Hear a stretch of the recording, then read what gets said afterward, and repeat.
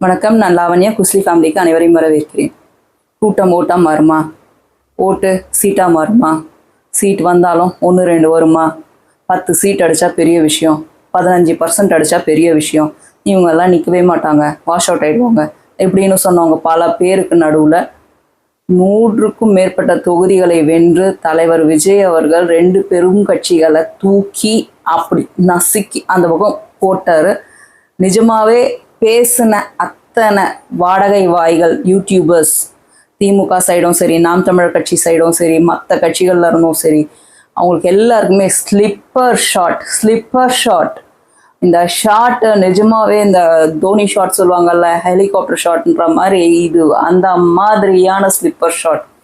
அவனுங்களுக்கு பேசுகிற ஒவ்வொருத்தனும் என்னென்ன பேசுனா, நான் யூடியூபே நிறுத்திடுறேன், நான் பேசுறதே நிறுத்திடுறேன், நான் அதை பண்ணிக்கிறேன், நான் இதை பண்ணிக்கிறேன் அப்படின்னு பேசின அத்தனை மூஞ்சிகளும் வாய்களும் ஆனால் திரும்பியும் பேசதான் செய்து வெக்கமே இல்லாமல் அத்தனை வாயிலையும் வச்சாருப்பாரு செருப்பாலேயே ஒன்று. நிஜமாவே எனக்கு ரொம்ப சந்தோஷமாக தான் இருக்குது. இப்படி பேசக்கூடாதுன்னு நினச்சேன். காரணம் என்னன்னா, நிஜமாவே மு.க. ஸ்டாலின் ஐயா அவர்களை நினைக்கும் போது கஷ்டமாக தான் இருந்துச்சு. அவர் கண் கலங்கி நின்ன தருணம் எனக்கு நிஜமாவே மனசு வலிக்க தான் செஞ்சது. பொய் இல்லை, சத்தியமான உண்மை. ஏன்னா அந்த மனிதரை மொத்தமாக குறை சொல்ல முடியாது. ஒரு முதலமைச்சராக அவருக்கு கீழே இருக்கிற அமைச்சர்கள் எல்லாம் கரெக்டாக வேலை செய்கிறாங்களா, ஊழல் இல்லாமல் வேலை செய்கிறாங்களா, அவங்கள ப்ராப்பராக வழி நடத்துகிறோமா, அவங்கெல்லாம் நம்ம சொல்கிற ஆர்டர்ஸை ஃபாலோ பண்ணுறாங்களா, இல்லை நம்ம காதுக்கு வராமல் பல விஷயங்கள் நடக்குது அப்படின்றது, மீடியாவை ஃபாலோ பண்ணலை, மீடியாக்குள்ளே என்னென்ன நடக்குது, இப்போ சோஷியல் மீடியா திறந்தாலே எவ்வளோ பிரச்சனைகள் வருது, மக்கள் நம்ம இவ்வளோ டிஸ்கஸ் பண்ணும்போது அவங்க சைட்லேருந்து ஒரு ரெஸ்பான்ஸ் இல்லை அப்படின்றதுனால தான் இவ்வளவு பெரிய வீழ்ச்சி திமுகக்கு. அவர் அதெல்லாம் பண்ணியிருந்தாருன்னா நம்மளுடைய தமிழக வெற்றி கழகம் தேவையே பட்டிருக்காது. தலைவர் விஜய் அவர்கள் அழகாக படம் நடிச்சுட்டு நம்மளை சந்தோஷப்படுத்தி எல்லாரையும் சந்தோஷப்படுத்திட்டு இருந்திருப்பார்.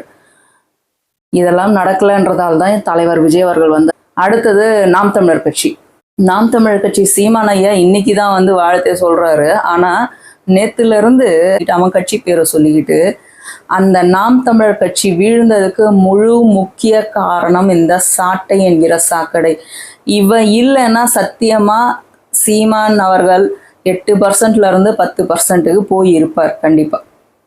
ஆனால் இந்த மனிதனால் அந்த 8ன்றது 4ஆக மாறுச்சு. இதுக்கு முழு முக்கிய காரணம் எல்லாம் இந்த தோல்விக்கு காரணம் ஏற்றுக்க வேண்டியவன் அந்த சாட்டை தான். ஆனால் அவன் சந்தோஷமாக இருக்கான். காரணம் என்னன்னா, அவனுடைய விஷயத்தில் அவன் வெற்றி அடைஞ்சிட்டான்னு தான் சொல்லணும். அவன் சொல்லுவான் இல்லையா, தமிழக வெற்றிகளும் சும்மா அப்படி ஆரம்பித்தாங்க, இருக்கிறவங்கெல்லாம் தற்குறிகள், அப்படியே வாஷ் அவுட் ஆகிட்டு போயிடும், அவர் பேச்சுக்கு அப்படியே கடல் அலை மாதிரி அடிச்சுட்டு போயிடும்னு நினச்சான். அவன் சாதாரண இந்த கப்பீஸ் மீன் மாதிரி தான் நம்மளை பொறுத்த வரைக்கும். அவ்வளோதான். அதை அப்படி விட்டு அப்படி விளையாட விட்டு பார்த்துக்கிட்டே இருக்கணும், அவ்வளோதான். அவனுக்கு இப்போ என்ன சூடு சொரணை, எந்த மான ரோஷம் எதுவுமே கிடையாது, நமக்கு எப்பயோ ப்ரூவ் ஆகிடுச்சு. இனிமே இருக்குது. அதே மாதிரி இந்த கோடீஸ்வரன்ற ஆள், அவன் என்ன சொன்னால் டெபாசிட்டே வாங்க மாட்டான்னு எழுதி வச்சுக்கோங்க அண்ணா. இதோ பாருங்க, அந்த வார்த்தையை யூஸ் பண்ண இப்போ உங்களுக்கு தகுதியே கிடையாது. உங்களை மாதிரியான வாடகை வாய்களால் அவ்வளோ பெரிய கட்சி தலைவர்கள் அசிங்கப்பட்டு நிற்கிறாங்க. இவங்க எல்லாரும் ஒரு விஷயத்துல பாராட்டணும். இவங்க எல்லாம் பேசி பேசி பேசி தான் தலைவர் விஜய் அவர்கள் விருட்சமா வளர்ந்து நிற்கிறார் இத்தனை பேர் முன்னாடி. நான் இதுக்கு முன்னாடி வீடியோவில் சொன்னதுதான், என்னங்க என்டிஆர், என்னங்க எம்ஜிஆர், என்னங்க சிரஞ்சீவி. நான் சிரஞ்சீவியோட ஃபேனுங்க. நான் சொல்றேன், என்னங்க சிரஞ்சீவி. விஜய் அவர்கள் எழுந்தார் பாருங்க, ஒரு எபிக். இந்த 100 வருடங்கள் இது காலத்துக்கும் மாறாது. வரலாறு திரும்பியதுன்னு சொல்றாங்கல்ல, வரலாறு மாறியதுன்னு எழுதணும். வரலாறு திரும்பலை. ஏன்னா அவங்க செஞ்சதை என் தலைவர் செஞ்சு காட்டலை. அவங்க செஞ்சதையும் மீறி பெரிய விஷயத்த என் தலைவர் விஜய் அவர்கள் செஞ்சிருக்காரு. அதில் எனக்கு ரொம்ப ரொம்ப ரொம்ப சந்தோஷமா இருக்கு. இதை சொல்ல நான் ரொம்ப பெருமைப்பட்டுக்கிறேன். என்னுடைய ஏன் இவ்வளோ பர்சனலாக சொல்கிறேன்னா, நான் ரொம்ப சந்தோஷம் அந்த விஷயத்தில். தலைவர் விஜய் அவர்கள் எவ்வளவு கட்டுக்கோப்பாக ஸ்கெட்ச் பண்ணி இந்த விஷயம் இப்படி தான் நடக்கணும், இந்த விஷயம் இப்படி தான் பேசணும், இங்கே வாயை திறக்கக்கூடாது, இங்கே எதுவுமே ரியாக்ட் பண்ணக்கூடாதுன்னு நடந்து நடந்து நடந்து ஒவ்வொரு விஷயத்துக்கும் தனக்கு அவ்வளவு குத்துனாலும், முதுகுக்கு பின்னாடி மூஞ்சுக்கு முன்னாடி பேசினாலும் கேட்காம காது அப்படியே க்ளோஸ் பண்ணிட்டு கடிவாளம் கட்டின குதிரையை போல அவருடைய இலக்கை நோக்கி ஓடி அதை அடைஞ்சாரு பார்த்தீங்களா. அங்கே தலைவர் விஜய் அவர்கள் நிற்கிறார்.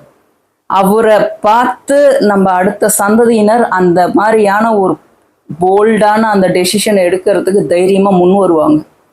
இதெல்லாம் தான் நம்ம தலைமுறை அடுத்த தலைமுறைக்கு தேவை. ஆனால் இப்போ இருக்கிறவங்க என்ன தெரியுமா பேசுகிறாங்க, அது எப்படி ஒரு நடிகரை பார்த்து ஓட்டு போட்டாங்க, நாடு இனிமேல் சீரழிஞ்சிடும், தமிழ்நாடு இனிமேல் சீரழிஞ்சிடுமாமா. எழுதி வச்சுக்கோங்க. பேசின அதே வாய்கள் இன்னும் ஒரு 6 மாதங்கள் இல்லைன்னா 1 வருடம் கழிச்சு தலைவர் விஜய் அவர்கள் மாதிரி இந்த தமிழ்நாட்டை வேற ஒருத்தரால் ஆள முடியாதுன்னு பேசுறாங்களா இல்லையா பாருங்க. அடுத்து பல பேர் கரூர்ல நடந்த அந்த 41 பேர் இறப்பை வச்சு தலைவர் விஜய் அவர்களை எவ்வளவு குத்துனாங்க. அவரை சூழ்ந்திருக்கிற நம்மளையும் சேர்த்து இந்த சோசியல் மீடியால எவ்வளவு திட்டினாங்க. ஆனா இப்போ அந்த 41 பேரோட ஆசீர்வாதம் தான் தலைவர் விஜய் அவர்கள் இப்படி நிற்காரு. அத்தனை பேரோட கைகள் அவரை தூக்கிட்டு இங்க நிக்க வச்சிருக்கு. அந்த ஆன்மாக்களோட ஆசீர்வாதம் தலைவர் விஜய் அவர்களை இவ்வளவு பெரிய இடத்துல கொண்டு நிறுத்தி இருக்கு. இதெல்லாம் நான் புகழ்ச்சிக்காக பேசல, மனசார பேசுறேன். நான் நிஜமாவே மனசார பேசுறேன். எனக்கு ரொம்ப சந்தோஷம். இப்போ இருக்கிற பிரச்சனை என்ன, அவருக்கு தொங்கு சட்டசபை மாதிரி இருக்கு, இன்னும் 11 இடங்கள் பேலன்ஸ் வேணும் அப்படின்ற பட்சத்துல எத்தனை பேர் நம்ம கிட்ட வருவாங்க, எவ்வளவு டிமாண்ட் பண்ணுவாங்க, இதெல்லாம் இருக்கு. துணை முதலமைச்சர் கேட்பாங்களா, இல்லை 2.5 வருஷம் நான் இப்படி இருக்கணும்னு கேட்பாங்களான்னு. ஆனா என்னை பொறுத்த வரைக்கும் என்னுடைய பர்சனல் ஒப்பீனியன் சொல்றேன். என்னுடைய பர்சனல் ஒப்பீனியன், தமிழக வெற்றி கழகமோ இல்லை தலைவர் அவர்களுக்கு ஒரு கீழே வேலை செய்கிறவங்களாவோ அப்படி பேசலை. என்னுடைய பர்சனல் ஒப்பீனியன் என்னன்னா, எலெக்ஷனுக்கு முன்னாடி இவங்க எல்லாம் வந்திருந்தாங்கன்னா, தமிழக வெற்றி கழகத்தோட கூட்டணி வைக்கிறேன்னு வந்திருந்தாங்கன்னா, அப்போ ஆட்சியிலும் பங்கு அதிகாரத்திலையும் பங்கு கொடுத்துருக்கலாம். இவங்க கூட்டணியெல்லாம் முடிச்சு நம்ம பெரும்பான்மையோட நம்ம தொகுதிகள்லாம் அடிச்சு அப்படியே பெரிய கம்பீரமாக நின்றுட்டு இருக்காரு நம்ம தலைவர் விஜய் அவர்கள். அப்படி இருக்கும்போது இப்போ உங்களுக்கு நாங்கள் இவ்வளோ தரோம், எங்களை இந்த பதவியில் உட்கார வைங்கன்னு 1-2 சீட்டு வச்சுருக்கவங்கலாம் டிமாண்ட் பண்ணுறது எந்த அளவுக்கு நியாயம் எனக்கு தெரியல. ஆனால் அதுக்கும் தலைவர் விஜய் அவர்கள் ஒரு யோசனை வச்சிருப்பாருன்றது என்னுடைய நம்பிக்கை. மினிஸ்ட்ரி போஸ்டெல்லாம் தரலாம், அது வரைக்கும் தான் அவங்களுடைய லிமிட்டாக இருக்கணுன்றது என்னுடைய ஆதங்கம். அதை தாண்டி அவங்க கேட்டாங்கன்னா பேராசைப்படுற ஆளுங்களாக தான் இருக்கணும். இவங்களெல்லாம் எங்கே வைக்கணுமோ அங்கே வைக்கணும். மற்றபடி தலைவர் விஜய் அவர்கள் இந்த இதுவை எப்படின்ட்டு வெளியே வந்துடுவார். முதலமைச்சராக நாளை மறுநாள் பதவியேற்க போகிறாருன்னு கேள்விப்பட்டேன். ரொம்ப சந்தோஷம். அதோட எல்லாருடைய ஆசீர்வாதமும் அவருக்கு எப்போவுமே இருக்கும். மற்ற அந்த அல்லு சில்லுகளை பற்றிலாம் நம்ம அடுத்தடுத்து வீடியோக்களை பார்க்கலாம். ஏன்னா இவங்களை பற்றிலாம் நான் பேசக்கூடாது, பாவம், எனக்கு நிச்சயமாகவே கஷ்டத்தில் இருப்பாங்க அப்படின்னு நினச்சேன். ஆனால் இவங்களெல்லாம் பாவமே படக்கூடாதுங்க. இவங்களுக்கெல்லாம் நம்ம கொடுக்குற நேரத்தில் கரெக்டாக கொடுக்க வேண்டியது கொடுத்துக்கிட்டே இருக்கணும். திரும்பியும் அந்த டாகி ஃபெல்லோ வெளியே குலைக்க ஆரம்பிச்சிருக்கு. பார்த்துக்கலாம், எல்லாரையும் வச்சு செஞ்சு ஒரு வழியாக்கிடலாம். ஆனால் மாண்போடு செய்வோம்.